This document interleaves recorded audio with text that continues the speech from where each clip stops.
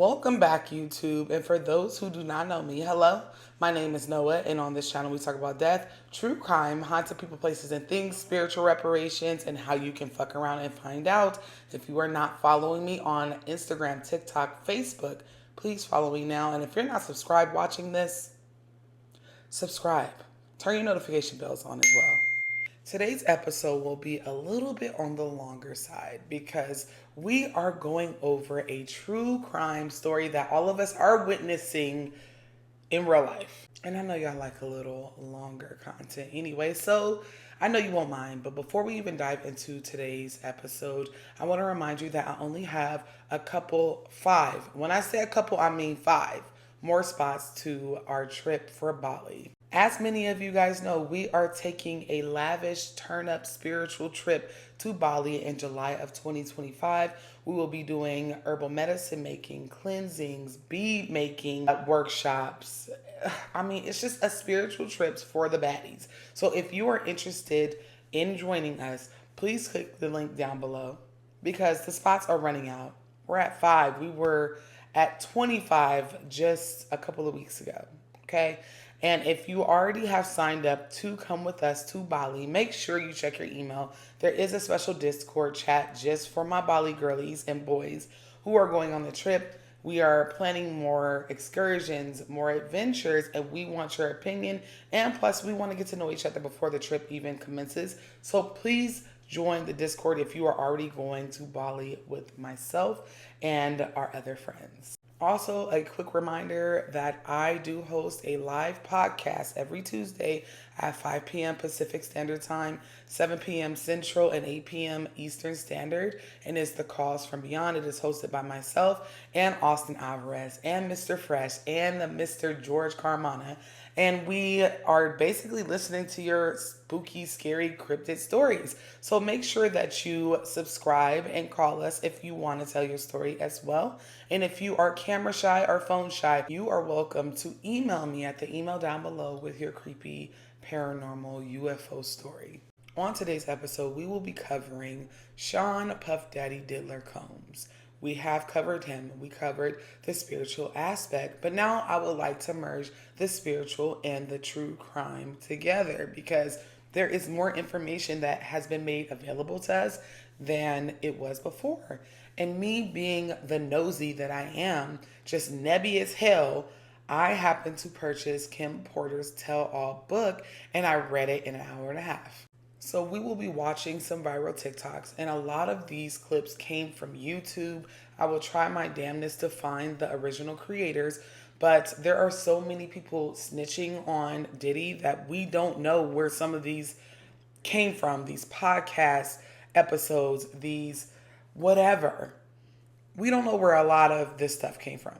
I tried to look it up a little bit earlier and I couldn't. So if you know where it came from and I missed it, comment down below. But I always will tag the creators from TikTok because this is their content. Technically, they are sharing it on their platform. So if you like true crime or spiritual reparations, give these creators a follow. Before we get into the TikTok portion though, there has been so many people named in these lawsuits. Your favorites. Allegedly, and I have to use the word allegedly a lot in this video because you try to sue me, I ain't got nothing but herbs for you, baby. Herbs and well intentions. So if I say allegedly a lot, y'all can complain about it, but allegedly, Noah is not getting sued by anybody.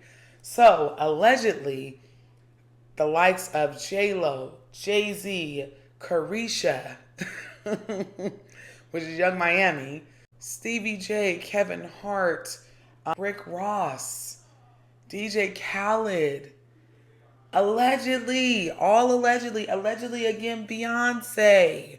You know, I always gotta do the spiritual aspect of everything. When your favorite pastors are named and it's made available to my Christian brothers and sisters, please do not, and I repeat, do not get fucked by a kitten and gaslit into believing that they had a moment of weakness, that the devil was working through them, because that's not the case. They are abusers, they're willing participants, and they are users as well. I might have to blank that out.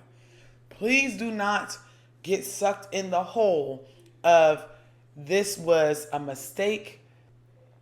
Allegedly, your favorite pastors are on camera getting their backs broken in.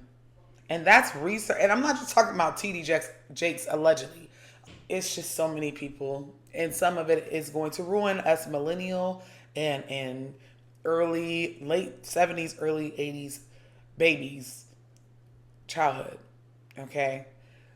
But it needed to be exposed. We need to know who these people are. Do not get fooled, because there's going to be a lot of statements, a lot of apologies, a lot of everything. Let's talk about what we do know. Allegedly, he had 1,000 bottles of baby oil, even though his lawyer disputes that. I mean, what was it, bro? 999? Had that, and his lawyer dismissed it as consenting adults having extra slippery fun time. And then it was alleged, which I don't know if this is true or internet rumor, but I'm thinking that it's teetering towards more true since I've read Kim Porter's book. He had 784 dildos in his house. I don't even know. Why do you need that? Why do you need so many? I don't want to know. I am in no way homophobic. I love my LGBTQ plus people. They're my folks. And there's nothing wrong with being a part of that community. It's beautiful. But whenever you start being DL, getting into a relationship with heterosexual people, being at these freak-offs, engaging in activity with people that are under the influence and really can't give you consent, that's where I draw the line. Too many people saying that they were... I have to be very careful with my language on this video. It's too many people saying that it was not consensual. Another place that I draw the line, and I think the public has all collectively agreed to draw the line at, is the exploitation of minors. This was just so nefarious, egregious. Entertainment industry enabled Sean the Diddler Combs. This first TikTok comes from the infamous Perez Hilton. Let me tell you, baby, I've been following this man for years. Okay, since I was probably in the 8th or 9th grade, and I'm 33 years old. And he is explaining or showing a clip of how Diddy's lawyers is about to gaslight us into thinking that everybody was a consenting adult, and explaining why the baby oil was such in large quantities, if you will. We finally have an answer. Today, Diddy's lawyer spoke to the New York Post and attempted to explain why the disgraced music mogul had so much baby oil seized by authorities. First, he denies that it was 1,000 bottles. And secondly, let me show you the explanation that this attorney gave to the Post and share with you why this man is going to lose in court. Good. How do you explain the baby oil and the lubricants? 1,000 bottles of baby oil. I don't think it was 1,000. I think it was a lot. I mean, there's a Costco right down the street. You know, I think Americans buy in bulk, as we know. And you know, this is consensual adults doing what consensual adults do. You know, we can't get so puritanical in this country to think that somehow sex is a bad thing, because if it was, there'd be no more people. If Diddy's defense is going to be built around the premise that all of these people that have already spoken to the authorities were in consensual relationships with Diddy, game over. It was not consensual. We all know that. But I do respect cost cutting. I do respect saving some money and buying in bulk. I'm a fan of Costco too. And Diddy's attorney says that he's in good spirits. He's not down and about and sadsies and on unalive watch. He might be, but no need to worry. This is what his attorney says. And it's about almost 3 o'clock now. He's just laser focused. He's engaged. He's helpful. He's confident. You know, we're going through our defense as we do every day. And his spirits are relatively good. How do you... Game over, R. Kelly. I mean, Diddy. Say hi to Harvey Weinstein. I really feel for his daughters, but hey, if he stays alive, they'll be able to visit him in prison for the next many decades. So, he did this to himself. Diddy, if that's your defense lawyer and that's the best that he can come up with, you going to jail. You going to jail. Call inmate 9911 to the stand because you're finna go to jail if that's the best you can do. Consenting, some of these people were minors. You literally transported them across state lines. How can they consent where they're not at the age of consent? This next creator goes under the handle Female Rap Quotes, and it is sharing a video of Carisha, and that is Young Miami from City Girls. You know, her involvement really disappointed me. It didn't surprise me, but it disappointed me because she was said to be a recruiter for Diddy. They were dating and she would recruit women, young girls, to come, allegedly, to come and service Diddy in his parties. And now she's being interviewed by Saucy Santana. Are you still dating Puff Daddy? I'm not. I said I was gonna tell my truth. I think that it really, really, really hurt me because I just feel like, you know, Puff was a really, really good person to me. I feel like he came and he helped me and, you know, he elevated me and he saw a lot of things in me. And I feel like that's like one of his specialties. Like, he know how to find people and, you know, identify their talent. And he was able to see more than music in me. When all of these things came out, I just needed to take a break and focus on what's important. It was just me and my career and my family, and just let him navigate and figure that out on his own because I can't get caught up in that. Carisha, please. Please. Say them fake ass tears and this heartfelt remorse or empathy for this man. You probably got more empathy because allegedly you are just as bad as he is. I mean, she was named in Lil Rod's lawsuit and she's in the papers from all the other lawsuits, recent lawsuits, allegedly. Girl, you are a co-conspirator. This next creator goes under the handle of Piri, and sorry if I said it wrong, girl, Camacho, and she was invited to a Diddy party. Just watch.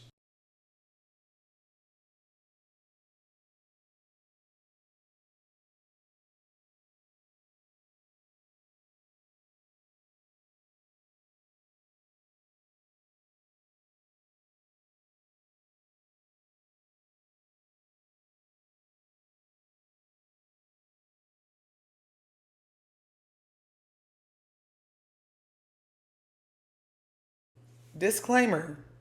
Everybody that's been to a Diddy party is not guilty. They're not. Okay? The people that went to the PG Diddy parties are one thing. It's the people that stayed around for the TVMA, the Rated X, the abusing parts, allegedly, of Diddy's parties that are in trouble. So they're just showing their experience. And it seems like sis had a good time and made it out safely.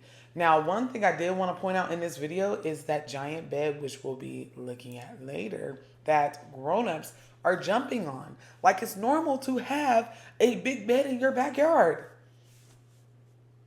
My bed is in the room. What about y'all's? Comment down below where your bed is because obviously I'm missing something. This next account goes under the handle pop.stop. And it is an old interview from Wendy Williams. Oh, I miss this at this point. Comment down below if you miss Wendy Williams too, because Wendy Williams told us years ago she allegedly got blackballed from radio for saying that Diddy was into extracurricular activities. And by the luck of the Irish, she got her own show and then she mysteriously falls ill, which has its own conspiracy theories surrounding it. But that's for another video. She is interviewing J-Lo and asked J-Lo if her and Diddy could possibly ever rekindle things. And watch J-Lo's mother. Always see you getting back with Puffy in a little way. Yes, or in my mind.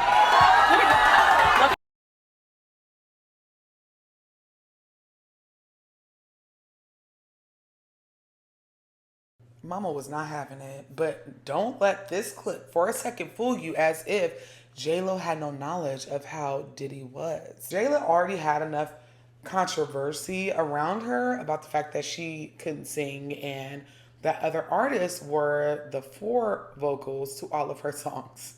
I know she's somewhere just having a cold cigarette and hoping that she is not called as a witness. She's not mentioned in the newer documents.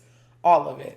This next account goes under the handle Royal Fitness King, but I know for sure fact he's not the original creator, and I will link this video down below because I absolutely know where to find it. So this is an interview of our girlfriend, the Captain Super Save Everybody, the truth teller, Jaguar Wright, and she is just naming off a bunch of people that should be charged right along with Diddy. Stevie J should be charged. Mary J. Blige should also be charged. Jennifer Lopez should definitely be charged. Should I keep going? I mean, you're hitting it off. Jay-Z should be charged. Khaled should be charged. Rick Ross should be charged. Usher should be charged and tried with him. Or for Justin Bieber alone. I told you it was going to be y'all favorites. And the one that breaks my heart on this list, and I'm looking at the picture right here, is Usher. Usher, why? You allegedly were a victim yourself. And I know this is very much so common whenever you are a victim of something, then you victimize. Justin Bieber was a child. This next creator goes by the handle beauty_scenery101, and she shared some very intimate, and not even intimate, but just a quick sneak peek into what the morning after a Diddy party looks like. And Diddy is in the video bragging about how he puts people to sleep. When they come to one of my parties, this is what happens to them. I put them to sleep. Next day, right? Yeah, put the drink on the table. Ain't no way. Ain't no way. I don't know if this is a PG party or a rated X party, but ain't no way that this grown man is face down in somebody's lap, slumped, looking very much so out of it.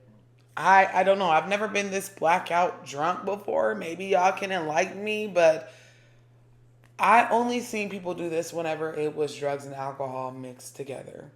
This next clip comes from an account called Tisa Tells News, and it's a compilation of different interviews that were done by Jaguar Wright. Some of them had the Carters involved, Diddy, and y'all just watch this. This shit is so crazy and it runs so deep. And y'all gotta remember, these are decades of secrets. This is not a year-long thing. Well, they do weird things in their house, and young men have left their house screaming to get away from them and their mentors. As a close friend of Jay-Z, what was your reaction to him opening up about his infidelities in the Family Feud video? They have to accept what it is, and I thought it was dope. I was surprised about Lemonade, but I wasn't surprised about. You were. Why were you surprised about Lemonade? I mean, I just didn't see it coming. It was just like you didn't see the album coming, or you didn't see what was in it coming. I didn't see anything. I think like the rest of the world, and I think it was genius. I think Beyonce did, but also Jay on the other side, he did what he had to do, and most importantly, their family stayed tight. Jay-Z answered the phone? I'm like P. Diddy. I'm not going to speak bad about P. Diddy because he's still a black man. Mistakes happen. And I can't say if it is or it's not a mistake, but things happen in life. And P. Diddy business is P. Diddy business. It's not my job or anyone else's job to go on the internet and stump him and kick a man while he's down. My take on it is it's not my business. I don't think it's right at all. And I don't condone it. Even if that happened to my daughter, I would be hurt. But that's the choice that my daughter made. Some of you may not have realized I'm not part of the club. And a lot of you listening to me right here, right now, you're not part of the club either. And what I realized with the club is what makes them so mad is when you don't want to be a part of their fucking club. That pisses them off. What club am I talking about? I'm talking about the club of gatekeepers that we all got to deal with. You know who they are, and they definitely know who they are. A lot of people be like, what, who? Come on, man, stop playing. The other freedom I see in the album is just a freedom for couples who have gone through something. Yeah. You know, it's amazing you know, it's almost a cliche, you know, the celebrity couple, you know, they get together, they break up, you know, I'm like, who else are they gonna go out with? But for some reason, you took an unprecedented stand to fight for this marriage. I mean, to fight for it and to put it all out there. What is it about this marriage that's so special that you would fight this hard to save it? Well, it's my soulmate, it's the person I love, you know, and you can be in love with someone, you can love someone, and and if you haven't experienced love, and you don't understand it, and you don't have the tools to move forward, then you're gonna have complications, period. And if you can either address it or you can pretend until it blows up at some point. And you know, for us, we chose to fight for our love, for our family, to give our kids a different outcome. You see, you know, to break that cycle. For black men and women, you know, to see a different outcome. Like you were saying, it's not this celebrity couple. We were never a celebrity couple. We were a couple who just happened to be celebrities. Jaguar Wright says that Jay-Z was behind the deaths of rappers like Takeoff, Big L, Nipsey Hussle, and Pimp C. She thinks this was to help his career, and that there are wider power struggles in hip-hop. Takeoff's 2022 death, which was mistakenly shot during a Houston party, adds weight to her allegations. His connections to Jazz Prince, who's known for having a lot of influence in the industry, have people wondering if the industry is being manipulated and if Takeoff's music video, Messy, is somehow involved. The legal proceedings have led to suspicions that the industry is involved in criminal activities. As the trial of Patrick Xavier Clark approaches, questions about the industry's politics and the truth behind the deaths linger. Robbie Starbuck and Cat Williams say that the music industry takes advantage of young rappers and that executives might even... I know Floyd Mayweather's strongest suit isn't reading, okay? But I'm going to need whoever acts as his speaking spell to read some of these articles that are about Diddy, some of these court documents, because there's no way that you are sitting up here talking about, I'm not going to kick a man while he's down. People make mistakes. It's giving that you want one of them videos. And I love how Ice Cube made it very clear that everybody's not a part of the club. Everybody is not a part of the club. Cat Williams, apparently Ice Cube, and a couple of other celebrities have come out to say, and I think Dave Chappelle is one of those people as well, correct me if I'm wrong, that there is a club that you are invited to, and if you say no, they get pissed off, and they just do weird things, like blackball you. Make sure your next album ain't released until Jesus come back. Furthermore, I don't know if the caption on the screen is true, but unfortunately our queen has been summoned into this. And even if she allegedly directly is not responsible for some of the things that's happening, she has definitely been listed as a witness. I'm not even gonna mention that lady's name. I can't. This next clip comes from an account called Automation RR 2.0, and it is a clip of the diddler himself showing the world his massive lube bed, or as they call it, the infamous lube bed. In the world. Love, love, love. Good morning. Good morning. Thirsty. Really means to live life golden. Never golden. Can someone please tell me, what do you need a bed that big for? And then it's like, I've seen pictures of his kids on this bed. I think that's his daughters on this bed, and a lot of shit is said to have gone down on this bed. It's just diabolical, some of the things this man thought up. Because obviously this is custom made. What happens when it rains outside? What does he do with the lube bed then? Comment down below what you think he does with it. Is it inflatable? This next clip comes from an account called NVD Talk, and this has been featured on the channel before. So before y'all come for me, I understand that y'all have seen this video in my other videos before. And it is of a young Justin Bieber nervously explaining to a grown 38 to 40-ish year old man why he hasn't hit him. Starting to act different, huh? You ain't been calling me and hanging out the way we used to hang out. Well, I mean, you try to get in contact with me, through all my, partners and whatnot. Mm-hmm. But you never really got my number, so. Correct. Okay. My number? Yeah. I'm gonna tell you my number. Yeah. That baby was scared and nervous. I really blame his parents. A lot of these parents need to be prosecuted right along with the diddler because they knew what was going on. They knew what their child was going to experience. Lock them up. This next clip comes from an account called Trobani, and it is an interview of Justin Bieber that looks to be fairly new or recent, and he is literally thinking about how he was a child in this industry, and it's heartbreaking.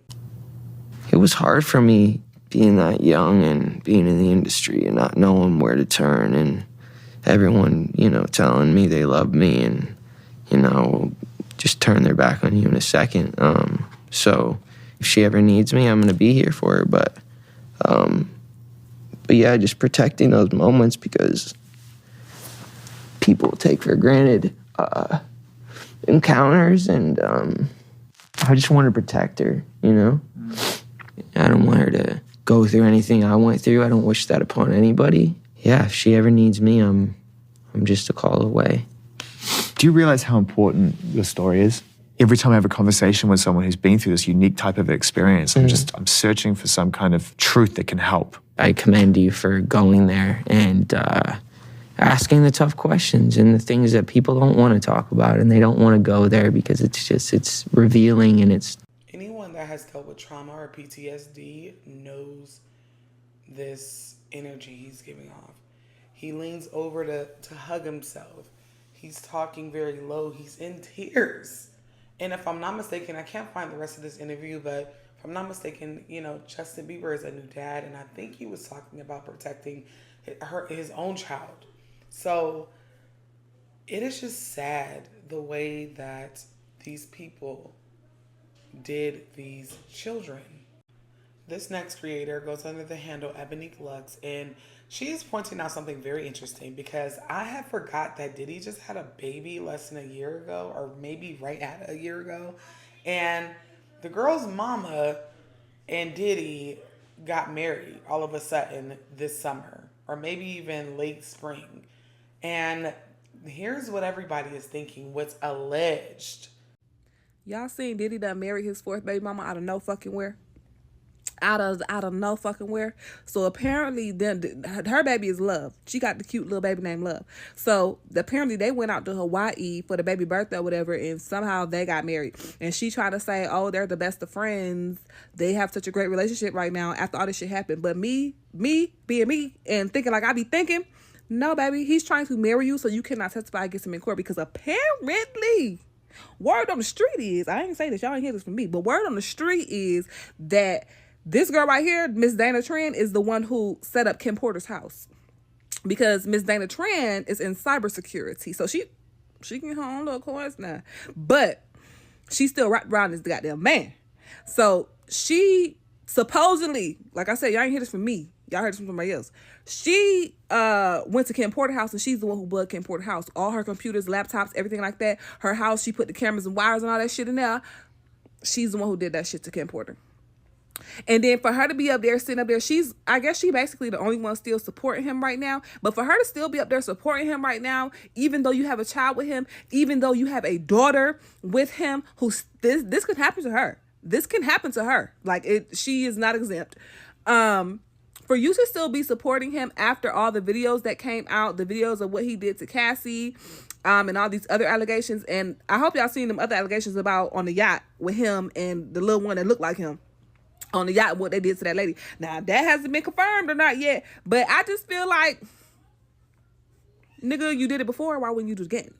Okay, and he probably be doing that shit to her too.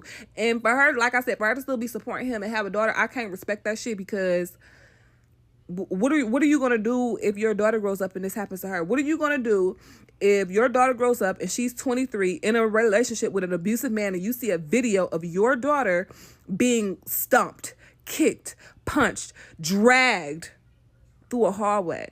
What is your response then? That's all I could think about, because no, absolutely not. Young Miami did the right thing. That bitch said, you did what the who? Oh, yeah, I got to get the fuck out of here. I got to get the fuck out of here. I'm even dirty motherfucker, because what the fuck is this shit? But yeah, like I said, I think he married her so she can't testify against him, because ain't that like a little thing in the law and shit? When it come down to testifying and shit, a wife cannot testify against her husband. Because under oath, baby, you gonna have to say what you did. Under oath, you gonna have to say that, oh, I went to Kim Porter's house and set that shit up and bugged it for him.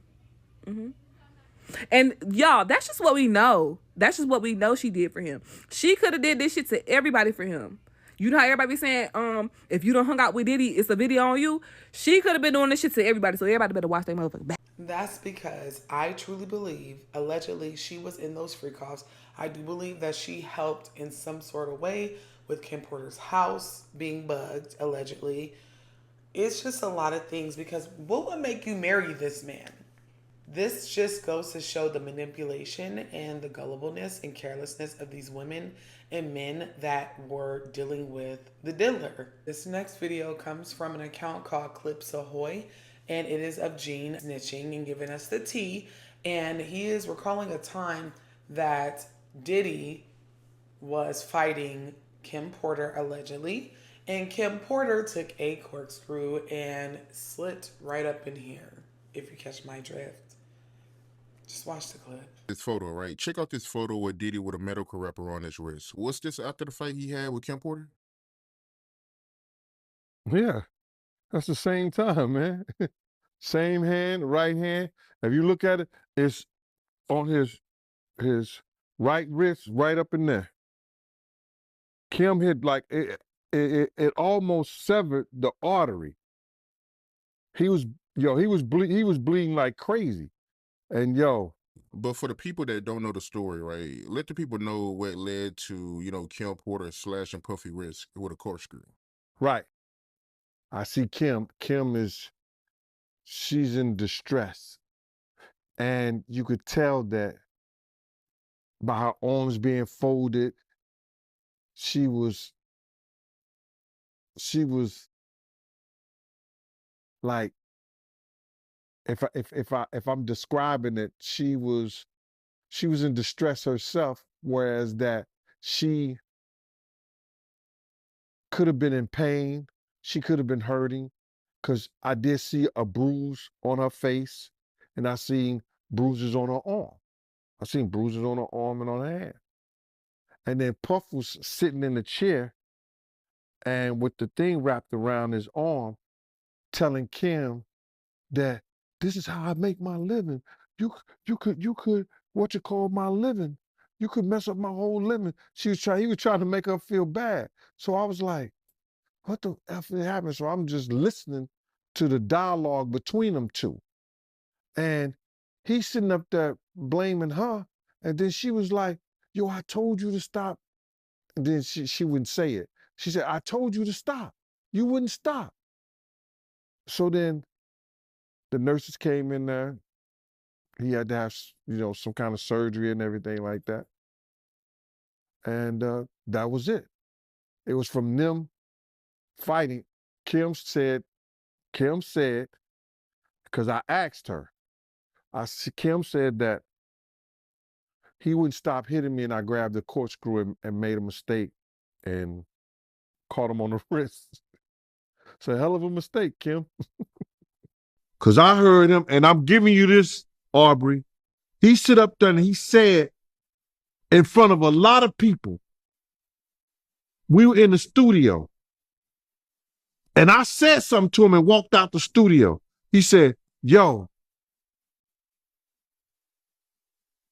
I'm going to drug their ass off and pick them up and pip them out to my nigga. He said, I'm going to drug them out. I'm going to get them all on drugs, and I'm going to pimp their ass out to my nigga. And I was like, them somebody kids. You sat around and watched it, buddy. Why didn't you say anything? And I understand a lot of y'all are going to be like, well, Kim Porter sat around.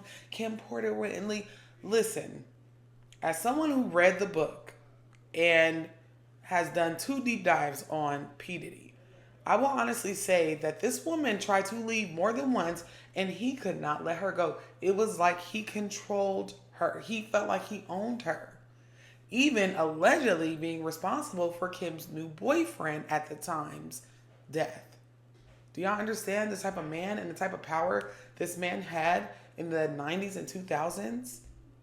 No wonder why he had a God complex. This next creator shares a clip of Usher at a podcast, a very famous one that I will not be naming here, and I hope I don't get demonetized for. And he is recalling the time that he went to the Puffy Flavor camp. Usher, Justin Bieber, and Ray J all had something to say about Diddy. And I think you guys should hear it. So let's take a listen. And I lived with Sean Puffy Combs for a year. It was curious. I got a chance to see some things. It was pretty wild. We're sending you over to something called Puffy Flavor Camp. In the 90s. Do you understand what that's like? I went there to see the lifestyle. Right. And I saw it. It was pretty wild. There were very curious things taking place. And I didn't necessarily understand. We would fight. We would tussle. More than often, I think Puffy would say, man, you got to chill. Like, you're just a little bit too intense. You know, you got to relax. Like, yo, man, I'm here to work, man. I ain't sang in a week. I mean, I'm 13 years old. I'm not here to party with you. I don't want to go to the clubs. Matter of fact, I'm too young to even be in here. Why you got me in clubs? There were a lot of things I seen and a lot of positions that I think I was put in where I had to make very, very tough decisions in my life about who I would be. New York is a little bit too fast for me. You know, I spent like a year here. What like a life. Yeah, it's pretty crazy. You're a dad now. Would you ever send your kid to Puffy Camp? Hell no. I think that I was just, living in this shame, living in all this sort of stuff of my past, and I wasn't able to move on. Do you think the person that the you of then was on a path of self-destruction? Oh, for sure. Yeah, I would have, for sure, 100%. Yeah. It would have been no bueno. It was bad. I don't know if I'd be alive for sure. It was dark. It was hard for me being that young and being in the industry and not knowing where to turn and everyone, telling me they love me and, just turn their back on you in a second. People take for granted encounters and I just want to protect her, I don't want her to go through anything I went through. I don't wish that upon anybody. Do you realize how important the story is? Every time I have a conversation with someone who's been through this unique type of experience, I'm searching for some kind of truth that can help. I commend you for going there and asking the tough questions and the things that people don't want to talk about and they don't want to go there because it's revealing and I want people to take a look at my story and hopefully my words can make a difference. What's up, man? You good? I'm good. How are you? All right, young brother, everything's good? Everything's Selling great. out arenas and everything? Starting to act different, huh? No, you ain't been calling me and hanging out the way we used to hang out. Well, you Ray J also had something to say, and I don't know, I'm kind of iffy with what he has to say, but you guys take a listen.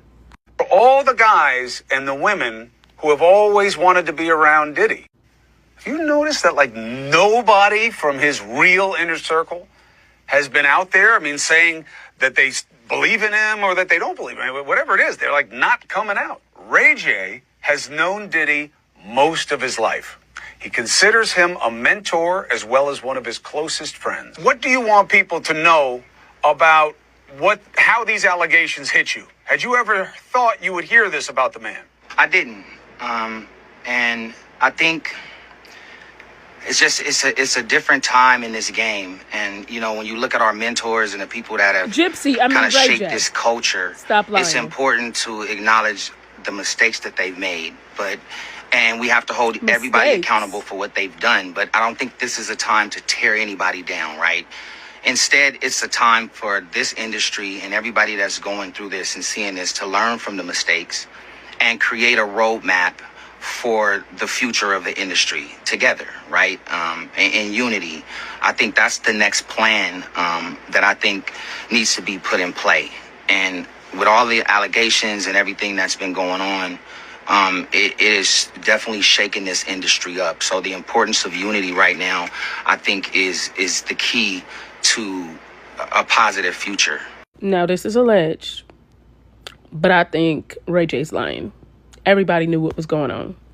Ray J came on here with some glasses trying to look studious to fool us. Ray J, we could see past that. Stop playing on our tops like that. You really came here with some glasses really thinking you were going to fool us?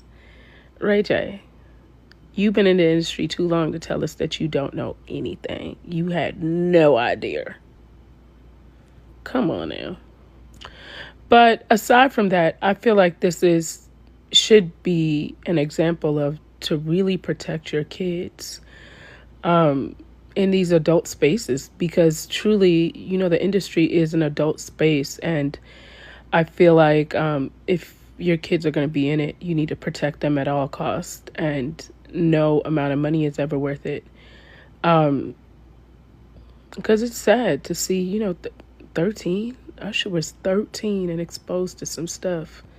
You know, Bieber, another really young one. It's just sad. Protect your kids at all costs, no matter what. You wouldn't send your own kids there, Usher. But allegedly, you served Justin Bieber to this man on a silver platter.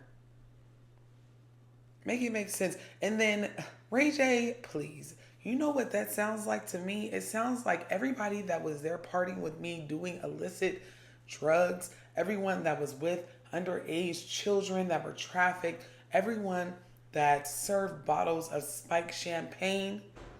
Keep quiet, stick together. Don't flip so quick. That's what I got from that speech, that long vagina monologue that Ray J gave. This next clip comes from an account called New Cinema, and it kind of gives us a background and understanding of Usher and his mother and how they are players in all of this mayhem. And just listen, I'm going to give my opinion afterwards. I know, and people know, that was around that in that time that Puff and Usher did have a situation. And that situation led Usher to the hospital. Yo, G Deal is at it again, spilling y'all, and the plot just thickened with the Diddy and Usher situation. Allegedly, Usher's mom, Jonetta Patton, is also like, enough is enough. The record needs to be set straight. Remember, Usher went to stay with Puffy. Now that was a business decision right there. Because I didn't know Puffy. I didn't know him. Child, if there's one thing Usher's mom should never have done, it was to allow Usher to go live with Diddy when he did. Because Usher is never going to escape all these stories involving Diddy. But did you know that after Jonetta apparently found out what was happening with Usher at the Flavor Camp and Usher being taken to the hospital because of Diddy, she wanted to sue? Get seated, guys. It's messy. So Usher is catching more strays this time because he was mentioned in the latest lawsuit against Diddy by Lil Rod. Well, he wasn't exactly mentioned by name, but a redacted excerpt caught the attention of followers because it was clearly pointing to Usher. I mean, an artist who performed at the Super Bowl and had a successful Vegas residency, that sure sounds like Usher, right? As for the context in which Usher even came up, apparently, allegedly, Diddy was bragging to Lil Rod about hooking up with two people in the industry. One of them, a Philadelphia rapper who dated Nicki Minaj, allegedly Meek Mill, and the artist who performed at the Super Bowl and had a successful Vegas residency. And now with Usher's name coming up again, apparently he's not the only one who is not having it. Sources have reported that his mom also wants to set the record straight about a few things that happened with Diddy. One of them allegedly being that Diddy is actually responsible for Usher ending up in a hospital, and that Usher's mom even wanted to sue Diddy. But even before that, when it comes to Usher's mom, there has always been the question about whether she knew what was going on. And I would understand why some people would think that she was complicit, because there were tons of reports speculating about what was going on back in the day. You want to tell me that she never read any of them, or nobody ever called her to tell her that something fishy was going on? The only thing Usher's mom previously said directly about Diddy was when she was asked how she was comfortable leaving Usher with people like Diddy, and how she made sure people were not taking advantage of him. And she said that she had done her homework and knew it was the right call. I was assertive. Okay? I did my homework. Also admitted that she didn't know much about Diddy at the time when Usher was first signed to LaFace Records, but she gave him to Diddy as a mentor, and Usher moved to New York to stay with Diddy. What Usher's mom said was that when Usher hit puberty, he basically lost his voice, and record labels no longer wanted anything to do with him. And Diddy, who was with him when the record label wanted to drop him, said he would take him, and that Usher's mom just had to trust him. So she trusted him, and Diddy being Diddy, he totally took advantage of Usher, allegedly. In fact, according to sources, Diddy is even the one who turned Usher, but not because Usher wanted to, and stories have been told about some of Usher's skeletons as well since the Flavor Camp days. For instance, there was a time when he went to a gay club after some Broadway shows, and according to someone who also went to the club, everyone was in Usher's dressing room drinking champagne when someone came up with the idea that they should go to a club. That's when, the source claimed, the group went to a popular gay nightclub, saying, "We weren't looking for a gay club, it just happened. I mean, most of us were gay, so we just went to a place we knew." The source then said there were half-naked men everywhere, and Usher didn't seem to mind, adding, "Usher was talking all up in this guy's face. I thought the two of them were going to start kissing. At first, I couldn't believe my eyes, but then I thought, this is Chelsea, so anything goes." About 20 minutes after we got there, a crowd started to form around Usher, and we decided that it was time to leave. We all had a lot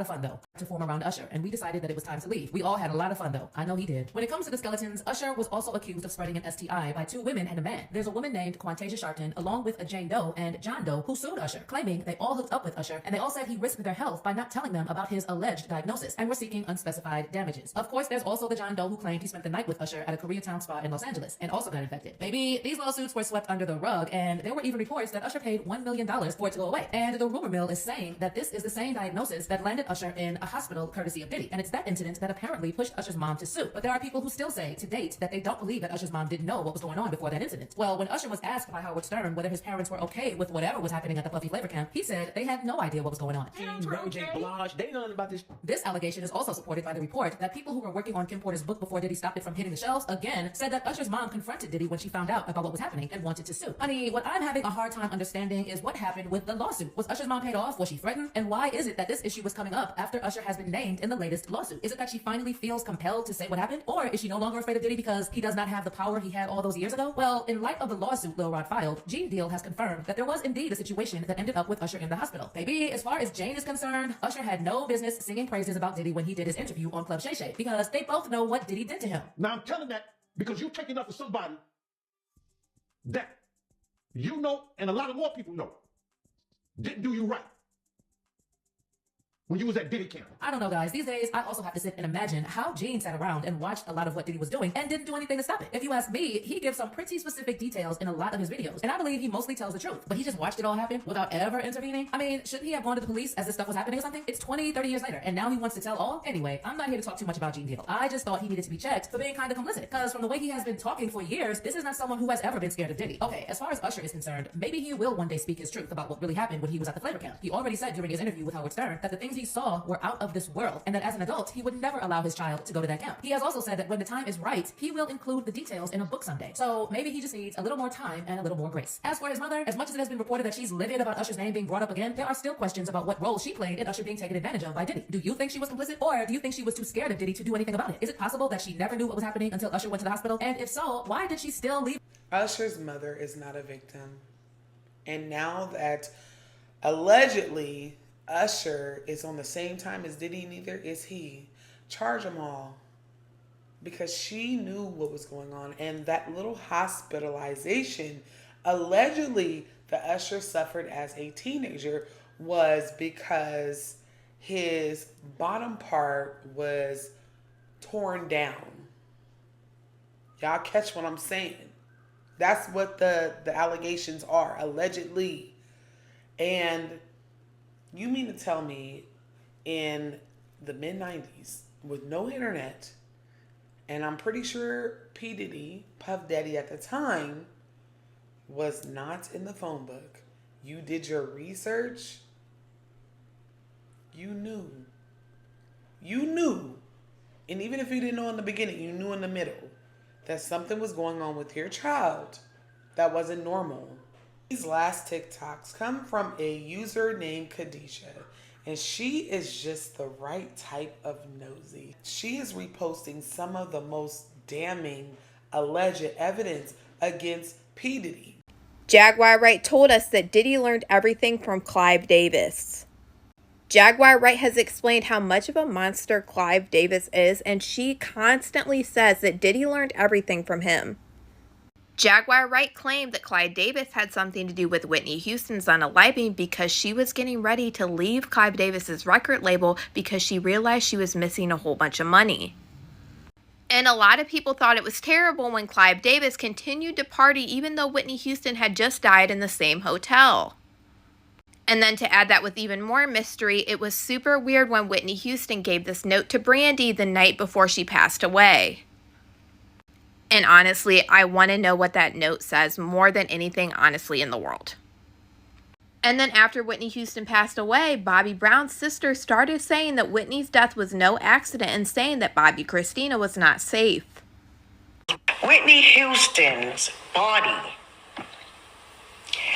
told anybody upon looking at it that it was foul play. Okay, don't get it twisted. No, Whitney Houston, I counted at least 10 gashes in her chest alone. She had marks up and down her legs. Her fingernails were chipped. Her face was busted out. It was blown up. Yes, as if somebody was punching her in the face. Whitney Houston fought for her life. Jaguar Wright claimed that this happened to Whitney Houston because she was trying to leave Clive Davis. And then she said the same thing happened to Bobby Christina because Bobby Christina inherited Whitney Houston's estate. And Jaguar Wright claimed that Bobby Christina's boyfriend had a meeting with Clive Davis, and this is how Clive Davis basically set it up to make the same thing happen to Bobby Christina. And just wait till you hear what Bobby Brown's sister had to say about Bobby Christina's passing. Basically, right before Whitney was murdered, Nick was brought into the picture. And when Nick did that to Bobby Christina and she was rushed to the hospital, because after he beat her and drug her up them steps, he shot her up with something and threw her in the bathtub. It was a setup. It was a setup. Yes. Nick was told not to let her go out of that house and to do whatever it was he got paid to do that. Now, Jaguar Wright said that Whitney Houston's passing had to do with money and her realizing that she was getting money taken from her, so she was getting ready to leave Clive Davis. And we know that Diddy has been accused for years of not paying his artists correctly. And the same situation happened to TLC. If you remember, TLC realized that they were actually broke and they weren't making money like they thought. So they actually went to Clive Davis and held him hostage because they believed that he was ripping them off. And they held him hostage at point. And in this interview, they talk about the police coming and everything and saying Diddy is the one that snitched them out to the police. And the same thing makes sense with Diddy and Biggie. We know that allegedly Biggie was getting ready to leave Bad Boy Records, and this is why Diddy, and that's why he was gone. But you know, Diddy wouldn't have been the only one to lose everything if Biggie got ready to walk, because Clive Davis is the one that invested millions of dollars into Biggie Smalls. He played me 3 or 4 cuts of this artist called Notorious B.I.G. And yeah, I gotta tell you, I did listen and I was a believer. If I weren't a believer, I would not have invested the millions of dollars that I did to finance. Jaguar Wright told us that J-Lo is going to be investigated with Diddy. Jaguar Wright said that Diddy and J-Lo are both going to be investigated for the 1999 nightclub shooting where the victim said that Diddy pow-powed her in the face. Jaguar Wright said that there was a Law and Order SUV episode that was made depicting the truth about what really happened that night at the nightclub and who was all involved, and how a rapper was made to take the fall even though it really wasn't him, and how they tried to get this woman away from having to testify. And she said that this episode depicted the truth about what really happened that night, and then Law and Order SUV took this episode down and then scrubbed it. So I went ahead and did a little bit of digging, and I did find out that there was a Law and Order episode called 3 Dog Night, Season 12, Episode 9, that was inspired by Diddy's involvement in the shooting-related investigation. So me being curious and wanting to watch this episode, I went ahead and did a little bit of research, and it said that I could watch the 3 Dogs Night episode on Peacock. So I went to Season 12, Episode 9, as you can see right here, and it says this is the episode called Gray. This episode is not the episode called 3 Dogs Night, which was honestly really weird, because why were they so adamant on taking this episode off the air? Jaguar Wright was saying that in this episode of Law and Order SVU that J-Lo was depicted as an actual accomplice and she was taking part in these crimes. So I went and did a little bit of digging because I found this super weird, and it said back in the day Lopez may have had a hand in Puppy's case, says an eyewitness. Jaguar Wright also said that in this episode that they were hiding the woman that was depicted to be J-Lo out, that way she wouldn't have to testify. And as you can see here, I pulled up another article. Lopez won't testify in Combs' gun trial. Jennifer Lopez says she will not take the stand at the weapons trial against former boyfriend and rap mogul Sean Puffy Combs. Shine has said for years that Diddy actually set him up and made him take the fall for this crime that happened, and he said this back when he was in prison in an old prison interview that he did. He said Diddy paid witnesses to take the stand and testify that Diddy did nothing and it was all Shine, and this is ultimately why he did 10 years in prison. Jaguar Wright then brought Ice-T up in the mix and said that he was someone who often went to this club and that he knew inside information about what happened that night with Diddy, J-Lo, and Shine at this nightclub. Now, Jaguar Wright said since Ice-T is someone that allegedly knew the truth about this story, he went back and sold this story to Law and Order SUV, and that's why they depicted the episode the way they did. Which Jaguar Wright thinks that this is why Law and Order SUV has took this episode down, and they said that they would never air it on TV again, and that's why we can't find it. All of this is super crazy, but I'm going to go ahead and play you guys this clip of Jaguar Wright explaining this, and you guys let me know what you guys think about all this in the comments. to what really happened with J-Lo, Shine, and Diddy. It became an episode for Law and Order SVU. A lot of money was made off of that. And guess what happened in the end of that episode? When they finally tracked down the starlet who they were hiding from everyone so she never had to testify. The male rapper took the charge, so the case was closed, and that's when she finally admitted that it was her that did the pow-powing. Ice-T knows a lot of people from that time, and he used to frequent at that club. He would have known all of the real details of everything that happened that night. Natanya Rubin has not begun to see reparations for what happened to her life. How did NBC get to profit off of it? Mary J. Blige is allegedly on a freak-off tape with Diddy. It's been going around all over TikTok that Mary J. Blige is in a freak-off tape with Diddy, and she's saying that this was her rite of passage. And a lot of people have always wondered about Mary J. Blige, and they feel like she is in on some shit because she has never opened her mouth, and she has been with Diddy since the very beginning. And there are a lot of photos on the internet with Mary J. Blige with Cassie, and as you can see during these photos, Cassie has visible bruises on her body. Now, all this information with Mary J. Blige allegedly being in a freak-off tape with Diddy instantly made me think of Danny Boy. Mary J. Blige slept with a 15-year-old Danny Boy when she was 24 years old, and Danny Boy admitted that Mary J. Blige would fly him out to New York multiple different times. I'm 15, 16 years old, and she flying me in to see her. And you know what it is when a girl back up on you, you young and shit, and I'm trying to show her that she ain't phasing me. I'm hard as goddamn. She's backing up against me. This Mary J. Blige.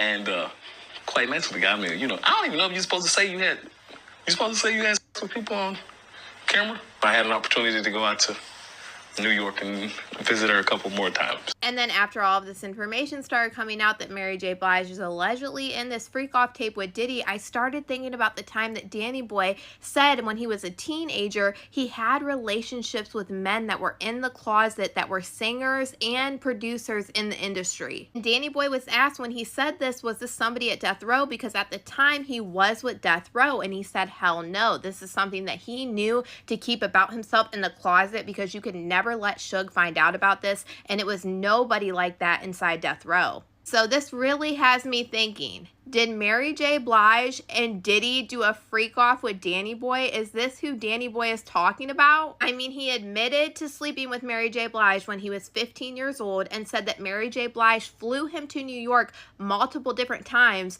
and said at the same time during his teenage years, which would be 15, 16, 17 years old, he was having relationships with men who were in the closet and they were acting like they were straight. And in this interview clip that I'm about to show you of Danny Boy, he also explained how these people have never came out of the closet. You cannot tell me that this man was not talking about Diddy. Like, this is some crazy shit. I thought it was bad enough that Mary J. Blige messed with a 15-year-old Danny Boy, but now the connections are starting to fall in line. But I'm gonna go ahead and roll you guys this clip of Danny Boy explaining how he was having relationships with people in the industry who were basically in the closet and never told the truth about themselves. And you guys let me know, what do you guys think? Do you guys think that Danny Boy was somebody that was involved in these freak-offs as a kid?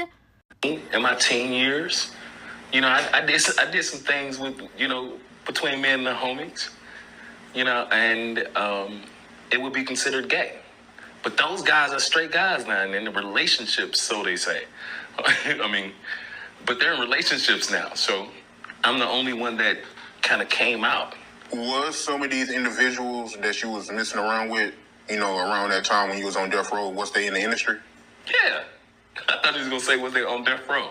Yeah, they was in the industry. Who else was I hanging around? I wasn't just hanging around with people in regular neighborhoods. Was they on death row? Nah. Look at them, though. I mean, no offense, but nah. No, yuck. I don't know. Like, they went with me. No. That wasn't a thing. It wasn't like an open thing that even then. You know, even me having the feelings, it was suppressed because that was a thing that I knew not to take around Suge. Diddy Slave is working with the feds as a witness of these freak-offs. This man's name is Jonathan Audie, and a couple years ago, he was interrogated by the feds for a whole different crime, and he started talking about being a slave for Diddy. He explained how he had to engage in physical activities with Cassie Ventura and Diddy, and he went on and on about how powerful Diddy is and why this was happening. And at the time, everybody thought Jonathan Audie was crazy because none of this stuff about Diddy was known yet, so they really didn't understand. I don't even think the feds understood what he was trying to tell them. Jonathan Audie said that he got herpes from these freak-offs and he actually sued Diddy and won. The feds said that they had evidence that Diddy hired these workers and that they even have one of the workers as a witness against Diddy, and I bet this is Jonathan Audie. The feds say they have one of these workers as a witness that Cassie was trying to flee Diddy, trying to have a freak off in that hotel video that we watched him come out in a towel and was beating her. And they said that this witness was testifying against the fact that Diddy had him in there and Cassie didn't want any part of it. And the evidence that they showed on this and the witness worker that was in the room that day is one of the reasons why Diddy's bail was denied. Because for Diddy to get bail, he tried to make it seem like Cassie took his clothes and hit him over the head, and that's why she was running away from him, and that's why he did what he did. But no, come to find out, she was running away from a freak-off at the time because she had enough. So I'm about to roll y'all this clip of everything that Jonathan Audie had to say about Diddy and being a worker for him. And you guys let me know what you guys think about all this in the comments. You know Sean Combs? Puff Daddy? Yeah. P. Diddy, whatever you call himself these days. Yeah, go ahead. Yeah, he's part of what's called the Boule. The Boule is a branch of the Illuminati. I had a settlement with Sean, okay? And he belongs to that agenda. That's why he's so famous. They land all the contracts. It's his attorneys, which are Mark Garagos and Ben Mercedes. Ben Mercedes worked for Bad Boy Entertainment for 4 years and worked for Hillary Rodman for 5. Okay? When I take Sean the threat of death on me, okay? I don't have it, but I can make it available under secrecy. That means that I wouldn't be liable because I don't want to be getting framed for anything, okay? I had with Cassie and Sean. Basically, he would tell me what to do with Cassie. I had like 15 encounters, and I heard a lot of business. Because what they would do is Sean talks a lot on the phone and on the TV with speakers and stuff, and I was like a sex slave, okay? For them, that's what I was. That's all right? I caught herpes, and I came back and I sued him for the herpes and won. But they did Mark Garagos and Ben Mercedes were his attorneys, okay? And Christopher Leon's here was my attorney. They asked me to turn in that, which was the video recording, and I did so. They gave it back to me accidentally, and it's possible, I threw everything out, it's possible I can produce a copy.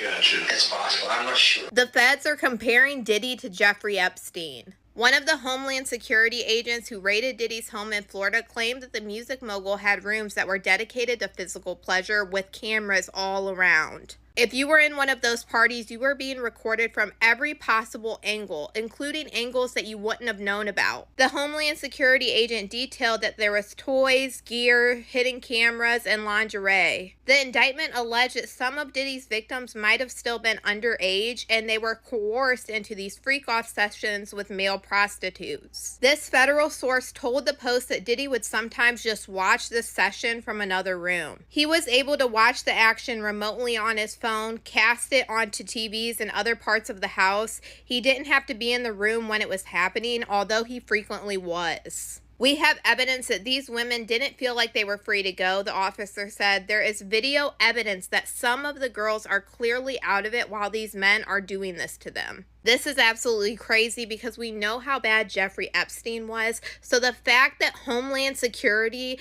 is comparing Diddy to Jeffrey Epstein is crazy. In my mind, I knew it probably had to be that bad the second that they said 1,000 bottles worth of baby oil. But honestly, my mind couldn't comprehend even how much 1,000 bottles of baby oil actually is. But I already knew it was bad. But it's actually chilling to hear them compare Diddy to Jeffrey Epstein. But y'all let me know what you guys think about the feds comparing Diddy to Jeffrey Epstein in the comments. Diddy's Dirty Money Party, hosted by Kevin Hart, is something that is always on my mind. After all of these allegations, this makes me look at this video in a whole different light. Especially after Dawn Richards' lawsuit against Diddy and Cassie's lawsuit, because they're both in this video. And to know the horrible things that they were both going through during this time is absolutely scary. And Diddy was also showing his true colors during this video. He kept running around screaming "no homo" multiple different times to Kevin Hart. And this is the same video that we see Diddy and Usher talking about wrestling over Frosted Flakes and him sleeping in the bed with Usher. And at the end of this video, Diddy films in his bedroom and Kevin Hart is telling him, hey, I don't want to be on camera next to your bed because I don't want anybody to think like that. Like, it's actually crazy that Diddy went out of his way and recorded this and we can watch it back and relive Diddy's Dirty Money Party. And now we can put it together with all of these horrible allegations that were made against Diddy during this time. But I'm going to go ahead and roll y'all this clip of Diddy's Dirty Money Party, and you guys let me know what you guys think about all this in the comments. Check this out. No homo. No homo. Come here, man. Hey, yo. Kevin, come here. No homo. We're going to have a contest. You know we're going to have a contest. We're going to get our breath first because your breath be stinking sometimes. And we're going to go back and forth. Uh-oh. Yo, come in here. No homo, no homo. We're going to get some ladies in here, though, but we're going to make sure our breath is fresh. No, say pause. Pause. Don't acknowledge this. There's nothing to do with me and Puff. Nothing to do with me and Puff right now. Hold on, let's get some ladies in here. There's nothing to just bypass all that. Put the camera past the facts. No, I'll go first. No. Check it out. We getting so much money out here. I don't really feel secure. So, no homo. But I'm taking big white people with me everywhere. Big white people with guns is coming with me everywhere. I'm just telling you now. I'm not going nowhere. Security guard's not supposed to let it. Hey, yo, we getting the party started. Hey, yo, tell them what it's going to be like. I got to talk to Cap. I'm in the nigga house, okay? So what I'm going to do, I'm going to walk around and I'm going to show y'all the unexclusive. See, it's shit in here that he don't want y'all to see. I'm going to find it. That's what I do. That's what happens when you put a comedian in the room. This is what I'm going to do, because I think they never been to a Diddy party. If you're not dancing, I just got hard. Then you got to go. So security, if you see somebody and they not dancing, they got to go. Yep. Period, point blank. Period, point. Ladies, I need y'all to come in. Shouts out to Diddy's sons who look nothing like him. It's still in question. We don't really know what's going on. Oh, come on, man. Come on, dude. Don't nobody want to see that shit. Come on, man. That's what I like. See, because as sons, people understand, man. You guys may have a different life, but at the same time, give it up for my sons. They know how to articulate themselves. Thank you very much. What's going on? It's official. We're here. Dirty Money album release party, last train to Paris. It's crazy. I decided to switch scenes. It got too hectic down there. I'm up here in the hot tub, doing it official. You know what I'm saying? My nigga Trey's up here. My nigga Fab's up here. When you have a scene like this, you gotta bring bosses with you. As you see, it's female friendly. We got a ladies and a female. She's butt ball. That's what I call it. Usher look like he fresh off a goddamn plane. Usher Fresh off the garden stage. That's my brother right here from day one. We used to wake up and, pause, but like, check this out. Back in the days when he was like 10 and I was a little bit older, his older brother, we used to fight over the Frosted Flakes. You know what I'm saying? Before pause was invented. You know what I'm saying? But it's my brother for real. We used to actually wrestle off of the Frosted Flakes because he used to always get up early with me. Now he's one of the richest stars in the world. And what the fuck did Puff just say? Nobody's gonna acknowledge this but me. Puff just said we used to wrestle over the Frosted Flakes, and we're streaming live. That was stupid. Listen, that was fucking stupid. Listen, we're having a good time. Usher, thank you for hosting the thing, man. It's been a pleasure. You didn't have to do it, and you did it. No, I definitely didn't have to do it. I definitely didn't have to. First and foremost, I'm not getting in the bed. Shout out to him and what he did. I'm just gonna, if we can, let's just put the camera a little this way, just so we're not. I don't want my shot to even. I don't want it to come close to the bed. at all. The Bashir conversation for me is not easy. They're trying to let him out so he'll feel too embarrassed to file his lawsuit against Diddy for what Will and Diddy did to him. With Jaden and Justin present, that tape exists.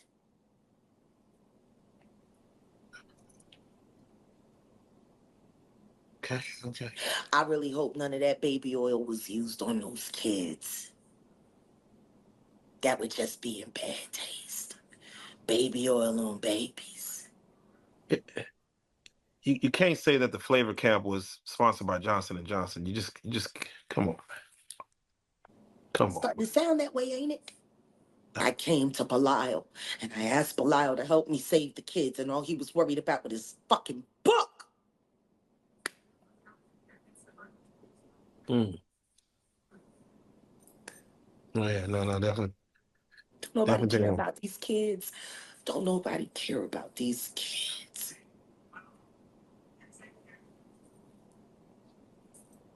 Diddy is being investigated for the $1 million hit that he allegedly put out on Tupac. The feds who arrested Diddy are now working with the trial prosecutors on Tupac's murder case. Diddy literally got away with being the real Suge Knight for all of these years. And a lot of people really thought that this was going to go nowhere, but now that Diddy is being heavily investigated, for some reason, they are working with the prosecutors on Tupac's case. Tupac literally told us back in that Vibe interview that Diddy is the one that sat him up getting at Quad Studios. I think there's going to be so many people vindicated in this investigation on Diddy. I mean Tupac, I mean Biggie, I mean Kim Porter, and so many more. Now knowing that Diddy was dumb enough to keep video footages, 1,000 bottles worth of baby oil, drugs, and all of this in his house, I'm pretty sure that he probably has other evidence for Tupac, Biggie, Kim Porter, and all of them laying around. We even had a couple pages of Kim Porter's tell-all book that was released last month,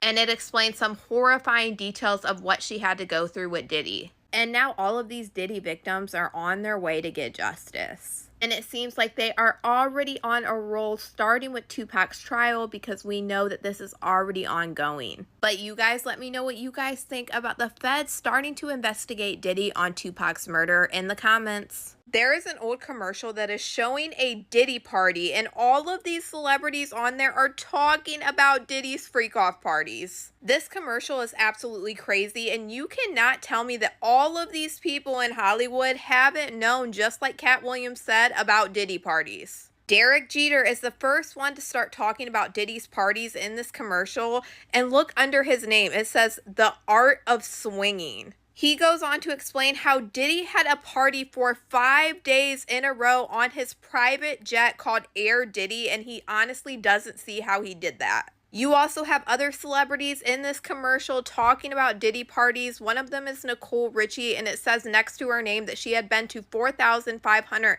and some Diddy parties. And then you even have Fat Joe in this commercial talking about Diddy's parties after the parties. Like, this shit is absolutely wild. I honestly don't remember this commercial, but it was used for the VMAs. Cat Williams literally told us that he's heard about Diddy parties for years and the people that go there, and he said Diddy likes to party and he always knew to tell him no, and how he was offered so much money for his hole. I don't care what nobody tells me, all of this Diddy stuff was well known in Hollywood, and this commercial is literally showing it. I'm going to go ahead and roll y'all this crazy ass commercial about Diddy parties, and you guys let me know what you guys think about all this in the comments.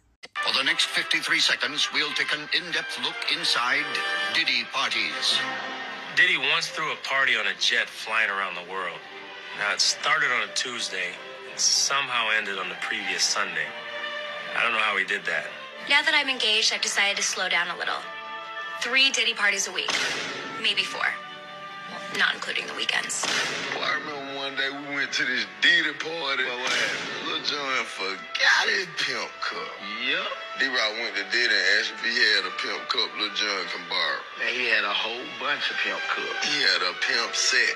It's hard to say which is more off the hook, a Diddy party or Diddy after party, or Diddy after party, which is basically a pre-party for the next Diddy party. The Diddy Party legend continues tonight at 8 p.m. 7. Will Diddy start snitching? He better. But the only thing I'm interested in him talking about is everything he knows about Kathy Coriana White. See, I know you know what happened to Corey. Diddy, I know that. You and Jay-Z. Down in Vegas at Tao with Claudia. Why don't you just talk about Kathy? That might help. That might help a lot. Kathy Coriana White, Jay-Z's pregnant mistress, who died 24 hours after she announced that she was going public with their relationship and the baby while he was married to Beyonce.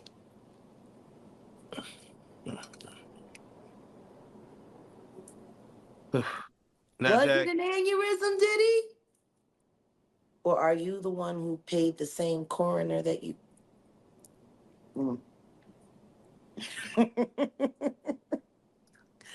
Oh, Diddy, you should talk. do you feel the federal government will probably speak to Jay-Z in regards? They already have. Oh, They talked to him before he made that Super Bowl announcement. Isn't that interesting? He was questioned by the feds before he made the Super Bowl announcement. Blink twice.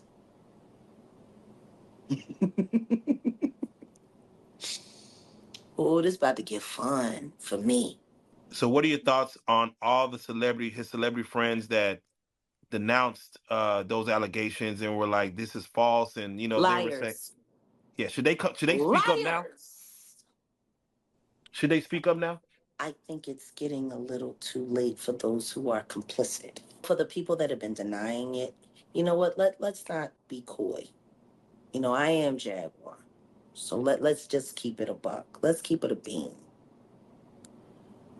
Stevie J should be charged. Mary J. Blige should also be charged.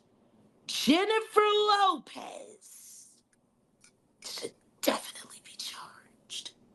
Jay-Z should be charged. Khaled should be charged. Rick Ross should be charged. Usher should be charged and tried with him. Off of Justin Bieber alone. Baby, I told you I was going to ruin our childhoods, our teenage years, depending on how old you are. I told y'all that. I'm going to try to break this down a little bit, like video by video. First of all, we all knew that Shine did not allegedly shoot that lady in the face. Okay? We all been knew this. It's just about how tapped in we were and how much we loved Diddy. J-Lo absolutely knows what this man is. We seen the clip of her mama, like, absolutely not. It almost seems like her mama knows what this man is. Mary J. Blige, as fly as her boots is, okay? And as much as I love her, she is just as guilty. If you notice, she has documentaries, and I think I watched one on Amazon Prime, if I'm not mistaken, on accident. It started playing after another show, but she has never wavered for her loyalty. Her loyalty has never wavered for Diddy. Why? This is absolutely insane.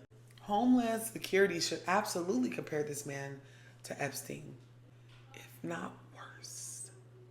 No, I don't know. It could be worse, depending, because I've never done a deep dive into Jeffrey Epstein other than the Netflix documentary that is out. And even though he was accused of one of Diddy's crimes, allegedly, it still is giving that Diddy might be worse. As far as the party that Kevin Hart hosted, shame on you, Kevin Hart. And allegedly, rumor mill has it that his wife is seeking out a divorce after hearing what this man was doing on those tapes. That's allegedly. In this original video, which I didn't want to put it here because I didn't know if it was going to be taken down, the woman in the bathtub, whenever Kevin Hart is sitting there with a microphone on the edge of the bathtub, her hair sets on fire and they all laugh. Remember, there's candles behind her. They died. They are just, it broke their necks that this woman's hair caught on fire.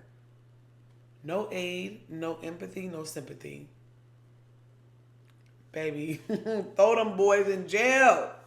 Send them to hell. They are monsters, okay? And I told y'all earlier that every time Diddy and Usher are in the same videos, to me as a watcher, a viewer, it looks very awkward and weird.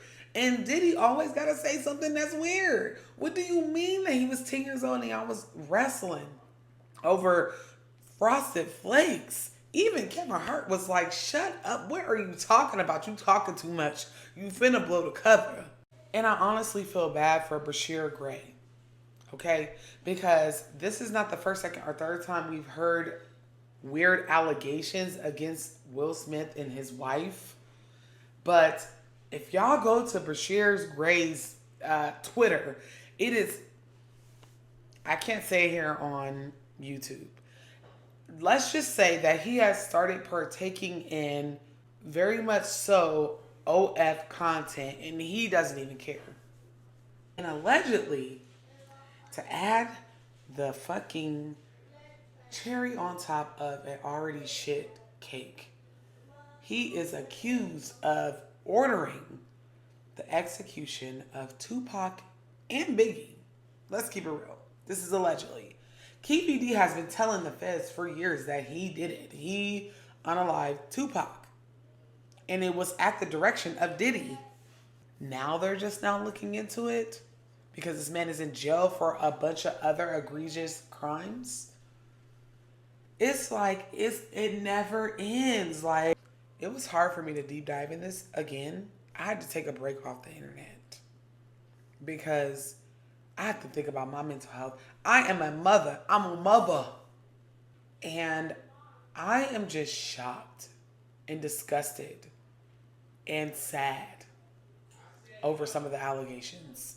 I don't know if I'll ever cover this man again unless something big in the case breaks. But I am so sick of the abuse of power in the industry. I was watching, while doing content research for this video, a BET Awards honor, really, for P. Diddy. MTV Awards honor for P. Diddy. And I couldn't shake the thought that half the room has been to these freak-offs or at least a Diddy party or has had communication with Diddy and no one said anything. God don't forget the ugly. He just acts accordingly. That is all for today, YouTube. And if you would like me to cover a topic, because Diddy was actually in my inbox a number of times, if you would like me to cover a topic, person, place, or thing, I'm going to leave my email down below for you to email me, and you can tell me your creepy, cryptid, true crime story, as well as you can leave it down below. My assistant and I try to get to every recommendation as best as we can. Until next time, y'all do good, be good, stay safe, and say no to Diddy. Love y'all down.